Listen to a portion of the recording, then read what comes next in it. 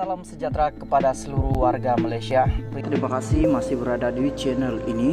Bagi mereka yang baru bergabung di channel ini, silakan subscribe, like, komen, share supaya Anda tidak akan ketinggalan info-info yang saya akan sampaikan di channel ini.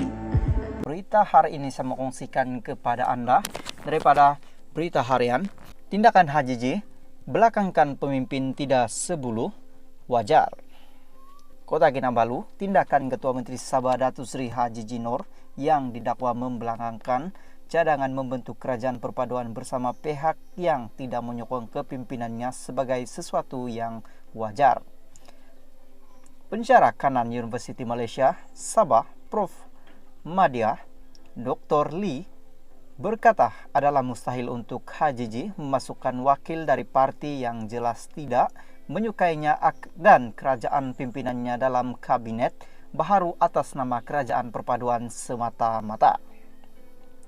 Katanya, Perdana Menteri Datuk Seri Anwar Ibrahim sendiri tidak mungkin memasukkan Parti Warisan dan Parti Kesejahteraan Demokratik Masyarakat di KDM jika Presiden masing-masing Muhammad Safi Abdal dan Datuk Peter Anthony tidak menyokongnya sebagai Perdana Menteri.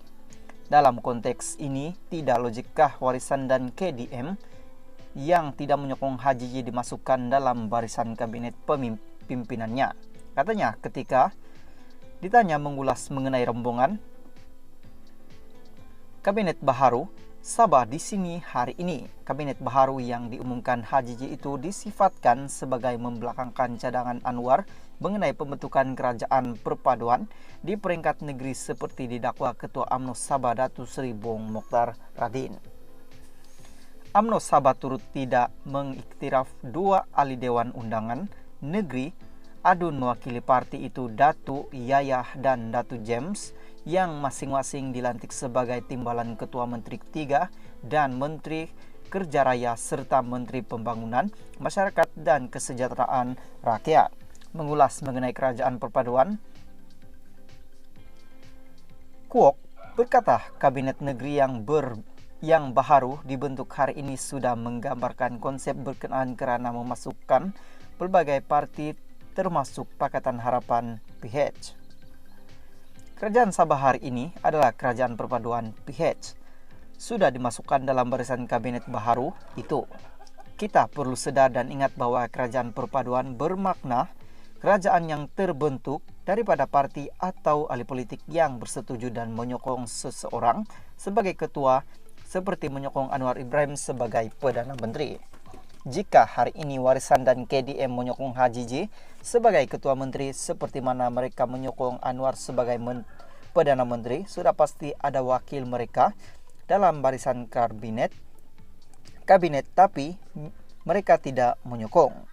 Maka Anwar dan timbalannya Datuk Seri Ahmad Zahid Hamidi tidak boleh memaksa dan atau menyatukan siapa yang harus berada dalam kabinet Sabah. Ia adalah HJJ menentukan siapa yang harus berada di dalam barisan kabinetnya seperti mana Anwar untuk kabinet kerajaan perpaduan persekutuan, katanya.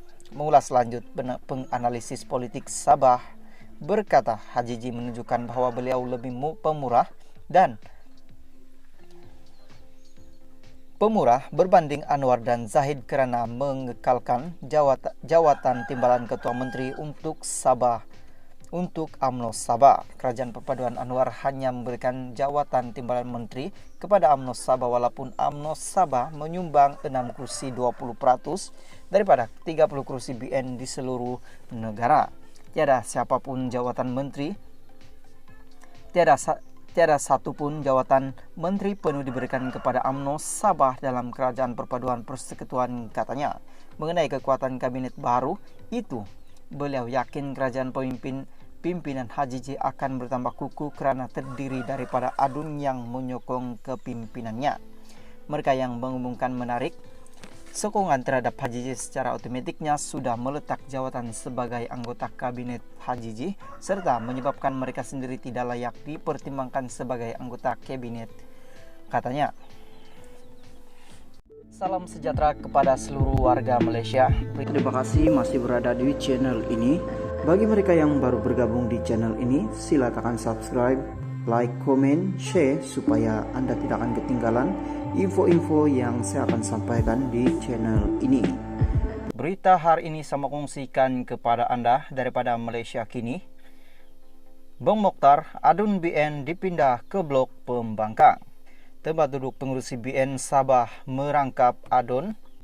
Bong Mokhtar Radin berpindah ke blok Pembangkang pada persidangan khas Dewan Undangan Negeri Dun Sabah hari ini. Selain timbalan Ketua Menteri Sabah itu, 4 tempat duduk beberapa adun turut berubah berikutan perkembangan semasa politik di Sabah ketika ini.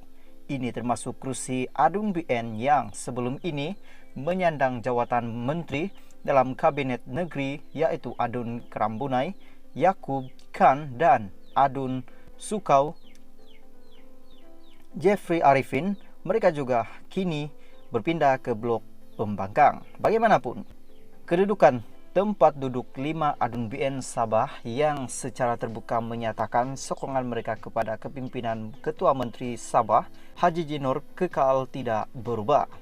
Malah 2 dari 5 mereka, yaitu adun Tanjung Keramat dan adun Sindumin Yusuf, dilaporkan hadir pada persidangan hari ini. Persidangan hari ini menyaksikan 2 rang undang-undang berhubung penyerahan kuasa kawal Selia bekalan gas daripada Persekutuan kepada Sabah dan Penubuhan Suruhanjaya Tenaga diluluskan tanpa sebarang insiden.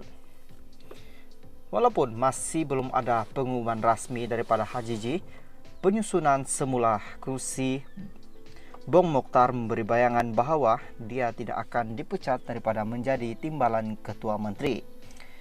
Bagi wakil Pakatan Harapan pula, kursi mereka dipindahkan ke barisan penyokong kerajaan. Kedua-dua Bong dan Presiden Warisan Muhammad Safi Abdal berkata mereka menyokong cadangan Perdana Menteri Anwar Ibrahim untuk pembentukan kerajaan perpaduan di Sabah.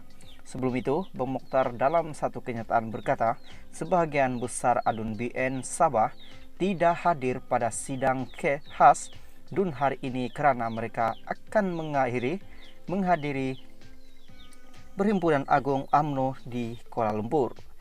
Jumaat lalu, BN Sabah mengumumkan bahawa mereka menarik balik sokongan kepada HJJ sebagai Ketua Menteri.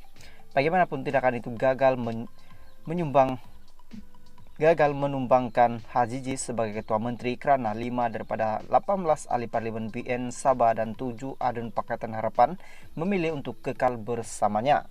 Setakat malam tadi, HJJ dikatakan masih menikmati sokongan 44 daripada 79